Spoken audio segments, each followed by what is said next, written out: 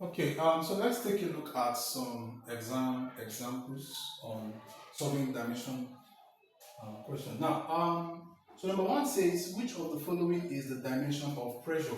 So looking at the dimension of pressure. Now, I want you to know that when writing dimension, we have it in this form MLT.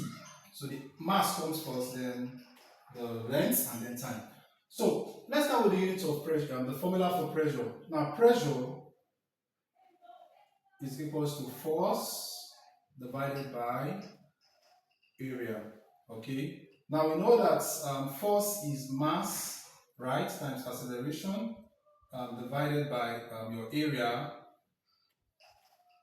So mass is kg times acceleration is meter per second square, and then your area is in meter square.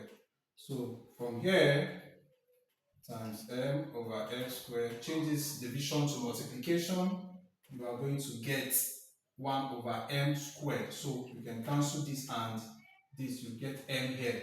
So if you multiply this, you are going to get k g times 1 is kg all over x squared times m, will give you s squared m.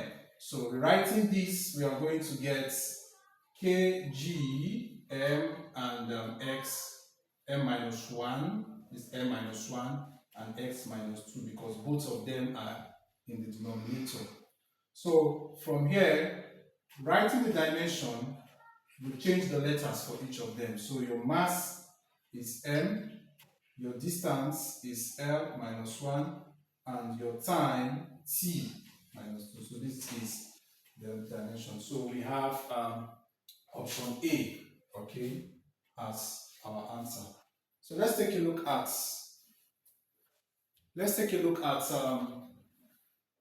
example question 2.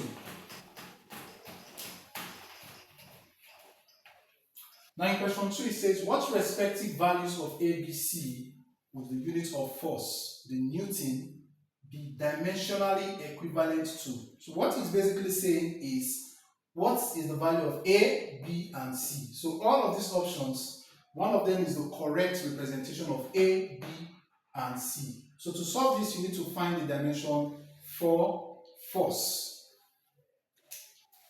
So we know that force is mass times acceleration, and then we know mass is kg, acceleration is meter per second square. Multiply this, you are going to get kgm over x square. Writing this, you are going to get kg m and x minus 2.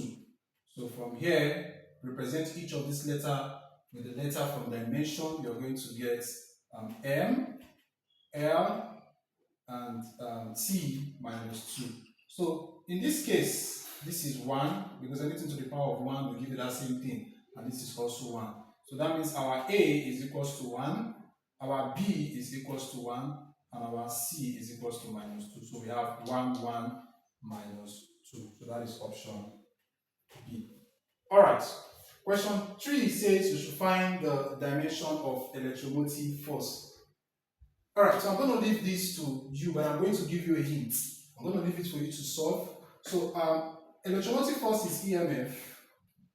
It is equals to work done over charge.